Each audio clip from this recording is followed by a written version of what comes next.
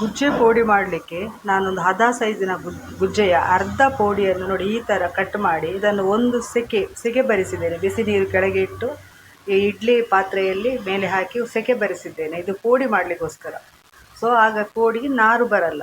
So ಈ ಥರ ಒಂದು ಸೆಕೆ ಬರಿಸಿ ಇದನ್ನು ರೆಡಿ ಮಾಡಿ ಸರಿ ತಣಿಲಿಕ್ಕೆ ಬಿಡಬೇಕು. ಈಗ ನಾನು ಆಗ ಬೆಳಿಗ್ಗೆ ಮಾಡಿದ್ದೇನೆ. ಈಗ ಸರಿ ತಣಿದಿದೆ. ಬಿಸಿ ಇದ್ದರೆ ಅದಕ್ಕೆ ಪೋಡಿ ಮಸಾಲವನ್ನು ಮಿಕ್ಸ್ ಮಾಡಲಿಕ್ಕೆ ಕಷ್ಟ ಆಗ್ತದೆ, ಬೆಂದಾಗಿ ಆಗ್ತದಲ್ಲ, ಅದಕ್ಕೋಸ್ಕರ ಸರಿ ತಣಿಲಿಕ್ಕೆ ಬಿಡಬೇಕು. ಸೊ ಈಗ ಇದು ತಣಿದಿದೆ ನೋಡಿ. ಇದಕ್ಕೆ ಮಸಾಲೆಗೆ ಅರ್ಧ ಪಾವು ಬೆಳ್ತಿಗೆ ಅಕ್ಕಿಯನ್ನು ಸರಿ 2 ಗಂಟೆ ನೆನೆಸಿ ತೊಳೆದು ತಂದಿದ್ದೇನೆ. ಮತ್ತು ನೋಡಿ ಈಗ ಮೆಣಸು 13 ಉದ್ದ ಮೆಣಸು ಮತ್ತು 3 ಗಿಡ್ಡ ಮೆಣಸು, ಉಪ್ಪು, ಹಿಂಗು, ಮತ್ತು ಇದು ಹುಳಿ ಹಾಕ್ಬೋದು. ನಾನು ಜುಂಬುಳಿ ಉಂಟು ಅಂತ ಹೇಳಿ ಜುಂಬುಳಿ ಹಾಕಿದ್ದೆ. ನೀವು ಜುಂಬುಳಿ ಇಲ್ಲದವರು ಹುಳಿ ಹಾಕ್ಬೋದು. ಈಗ ಇಷ್ಟನ್ನು ಒಟ್ಟಿಗೆ ಕಡಿಲಿಕ್ಕುಂಟು. ಅದರ ಮೊದಲು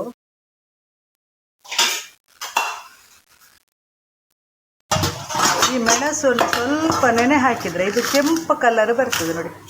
ಹೀಗೆ ಒಂದು 5 ಅಥವಾ 10 ನಿಮಿಷ ನೆನೆದ ಕೂಡಲೇ ಈ ಮೆಣಸು ನಾವು ಕಡಿದರೆ, ಮಿಕ್ಸಿಯಲ್ಲಿ ಹಾಕಿ ಕಡಿಯುವಾಗ ಅದು ಕೆಂಪು ಕಲರ್ ಬರ್ತದೆ. ಸೊ ಹಾಗೆ ಒಂದು 5 ನಿಮಿಷ ಮೆಣಸು ನೆನೆ ಹಾಕಬೇಕೀಗ.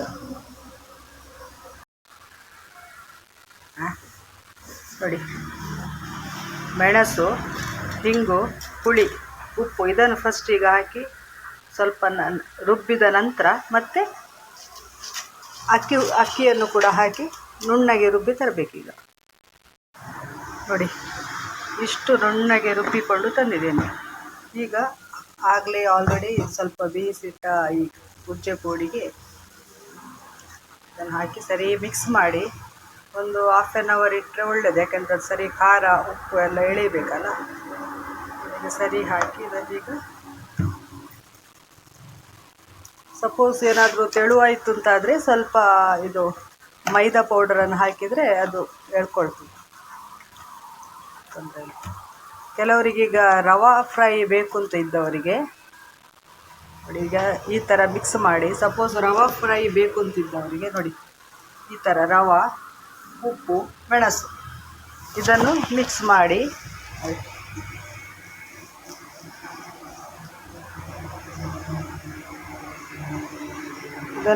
ಮಾಡಿ ಇದನ್ನು ರವಾವನ್ನು ನೋಡಿ, ಈಗ ಒಂದು ನೋಡಿ ಈ ಥರ ರವಾ ಫ್ರೈ ಬೇಕಾದ್ರೆ, ನಮಗೆ ರವಾ ಫ್ರೈ ಬೇಡ ಅಂಥೇಳಿ ನಾನು ಜಸ್ಟ್ ಇದನ್ನೇ ಮಾಡಿದ್ದೇನೆ. ಈಗ ಸ್ವಲ್ಪ ಸ್ಯಾಂಪಲ್ ತೋರಿಸ್ಲಿಕ್ಕಂತ ಮಾಡ್ತಾಯಿದ್ದೆ. ನೋಡಿ ಈ ಥರ ಮುಳುಗಿಸಿ ತೆಗೆದಿಡಬೇಕು. ರವಾ ಫ್ರೈ ಬೇಕು ಅಂತಾದವರು ರವಕ್ಕೆ ಸ್ವಲ್ಪ ಉಪ್ಪು ಮತ್ತು ಮೆಣಸಿನ ಪೌಡ್ರ್ ಹಾಕಿದರೆ ರವೆ ಚಪ್ಪೆ ಆಗಲ್ಲ. ಇಲ್ಲದ್ರೆ ಹೊರಗಡೆ ರವಾ ಪದರು ಸ್ವಲ್ಪ ಚಪ್ಪೆ ಅನ್ನಿಸ್ತದಲ್ಲ, ಅದಕ್ಕೋಸ್ಕರ ಹೀಗೆ ಮಾಡಿ ಇದನ್ನು ಅರ್ಧ ಗಂಟೆ ಇಡಬೇಕು ಫ್ರೈ ಮಾಡೋ ಮೊದಲು.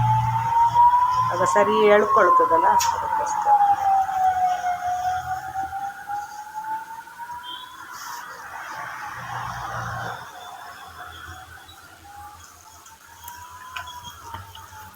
ಇಲ್ಲಿ ಎಣ್ಣೆಯಲ್ಲಿ ಫ್ರೈ ಮಾಡಿದರೆ ಆಯಿತು, ಗುಜ್ಜೆ ಪೋಡಿ ರೆಡಿ ಆಗ್ತದೆ.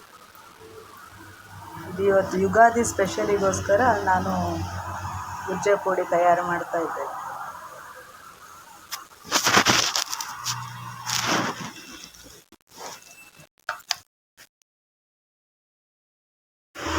ನೋಡಿ, ಈಗ ಎಣ್ಣೆ ಬಿಸಿಯಾಗಿದೆ.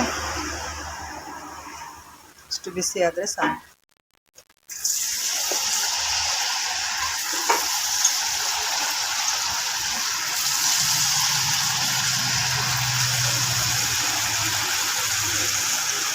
ನೋಡಿ, ಈಗ ಇದು ಫ್ರೈ ಹಾಕ್ಕೊಂಡು ಬಂತು ನೋಡಿ. ನಾನು ಅರ್ಧ ಗಂಟೆ ಮಸಾಲ ಮುಟ್ಟಿಸಿ ಸರಿ ಅರ್ಧ ಗಂಟೆ ಬಿಟ್ಟಿದ್ದೇನೆ. ಆದ ಕಾರಣ ಅದು ಮಸಾಲೆ ಖಾರ ಉಪ್ಪು ಎಲ್ಲ ಸರಿ ಎಳ್ಕೊಳ್ತದೆ ಮಸಾಲಕ್ಕೆ, ಮತ್ತು ಪೇಸ್ಟು ಕೂಡ ಸರಿ ಅಂಟಿಕೊಳ್ತದೆ ಮಸಾಲದ್ದು. ನೋಡಿ, ಈಗ ಎಣ್ಣೆದು ಫ್ರೈ ಆಯಿತು. ಫ್ರೈ ಆದ ಕೂಡ ಗೊತ್ತಾಗುತ್ತೆ ನೋಡಿ, ಅದು ಫ್ರೈ ಹಾಕ್ಕೊಂಡು ಬಂತು ಇದೀಗ.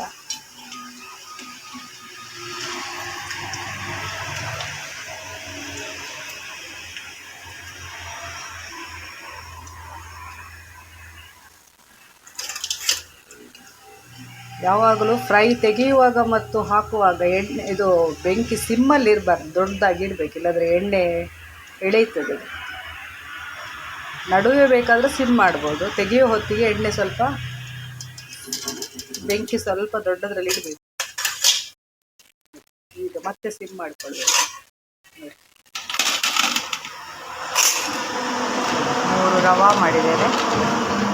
ಇದೇ ಥರ ಜಿಗುಜ್ಜೆ ಇಲ್ಲದ್ರೆ ಬೇರೆ ಪೋಡಿ ಕೂಡ ಇದೇ ಮಸಾಲವನ್ನು ನೀವು ಯೂಸ್ ಮಾಡಿಕೊಳ್ಬೋದು. ಬಿಸಿ ಬಿಸಿ ಪೋಡಿ ಊಟಕ್ಕೆ ತುಂಬ ಟೇಸ್ಟಾಗಿರುತ್ತೆ.